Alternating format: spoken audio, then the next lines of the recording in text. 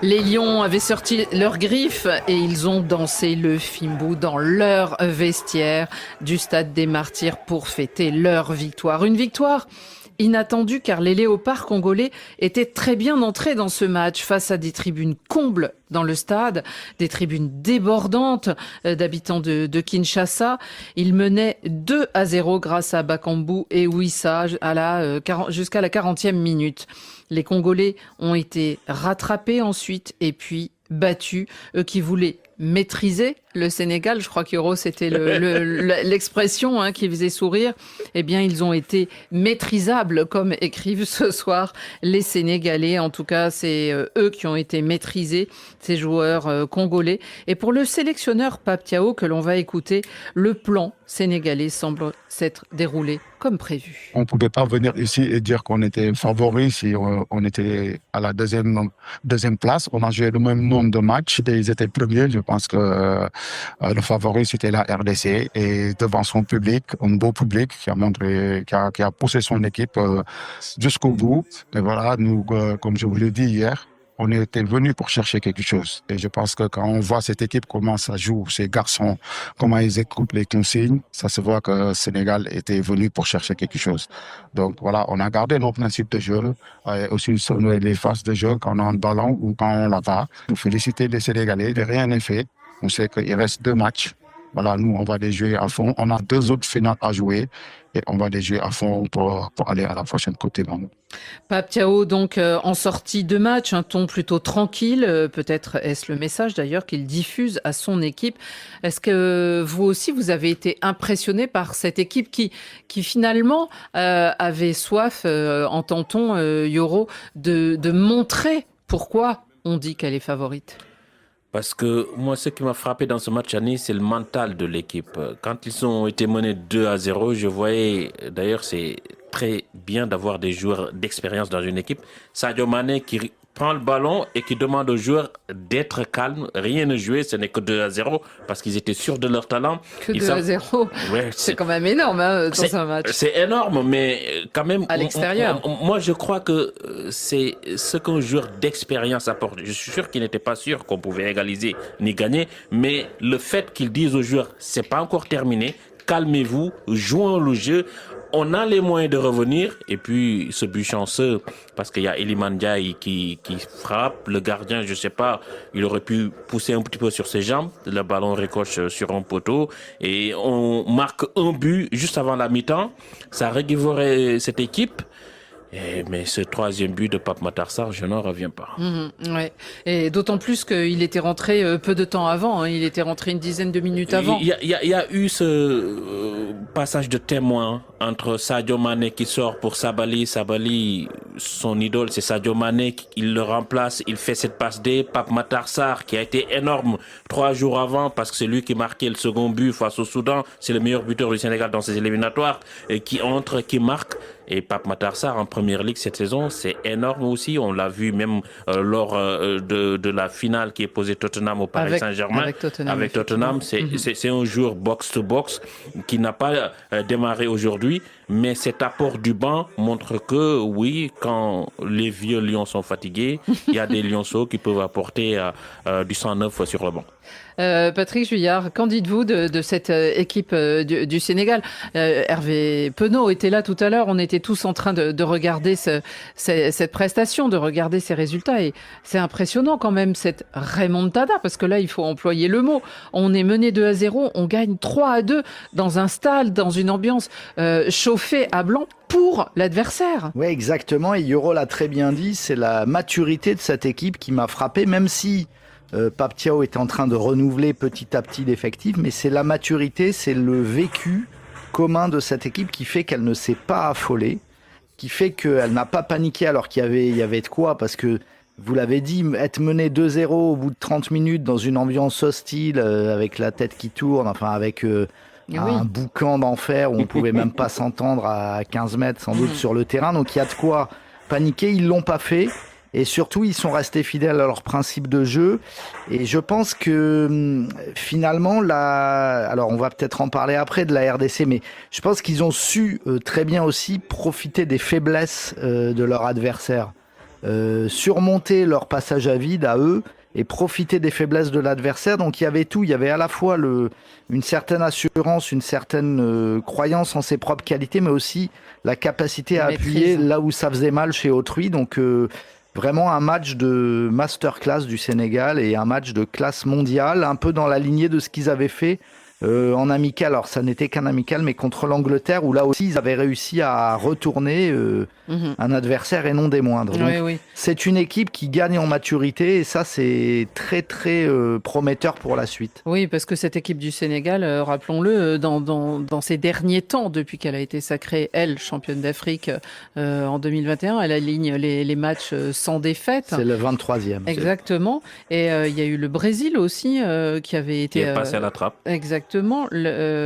On a vu l'Angleterre, effectivement, et cette série de matchs sans défaite. À quoi c'est dû parfois, on parle de la transition entre un sélectionneur et un autre, aussi entre les effectifs, parce que finalement, les champions d'Afrique, ils l'ont été en 2021, mais c'était à peu près les mêmes qui étaient finalistes en 2019 contre l'Égypte, justement, en Égypte, contre l'Algérie, pardon, en Égypte. Donc, on se dit, est-ce que ce renouvellement se fait d'une autre façon avec le Sénégal, Yoro, plus en douceur peut-être? C'est en douceur parce qu'aujourd'hui, vous regardez la composition de départ.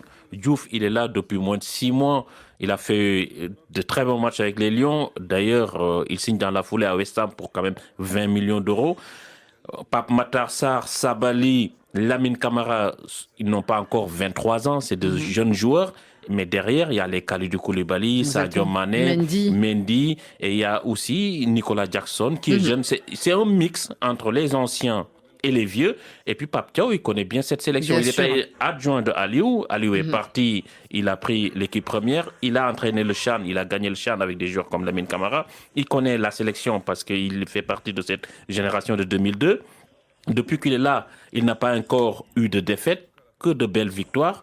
Espérons que ça va continuer. Mais effectivement, on citait souvent le Sénégal et le travail sur la longueur d'Aliou Cissé qui avait abouti à cette victoire sur le continent. Et on se dit peut-être qu'il y a un autre exemple à prendre avec aussi ces Sénégalais. Et cette transition, ce changement, cette alternance, mais en même temps qui ne se fait pas dans le traumatisme et dans la brusquerie. Non, parce que le travail se fait sur la durée aussi pour la détection des talents et la formation des jeunes, c'est-à-dire qu'il y a... Grâce au CHAN, parce que même s'ils n'ont pas encore remporté cette fois-ci, ils étaient 3e. Les grandes académies du Sénégal, maintenant, ont de l'ancienneté, elles ont du recul sur leur propre travail, elles ont amélioré leur méthode. Les joueurs arrivent de plus en plus, de mieux en mieux formés en Europe, donc en général, c'est plutôt des réussites. Il y a moins d'échecs qu'à une certaine époque, quand ils passent de l'Afrique à l'Europe. Et puis, je voulais vous dire autre chose que je viens d'oublier. mais même Sabali qui remplace Sadio Mané, il est formé à Génération Foot comme Sadio Mané.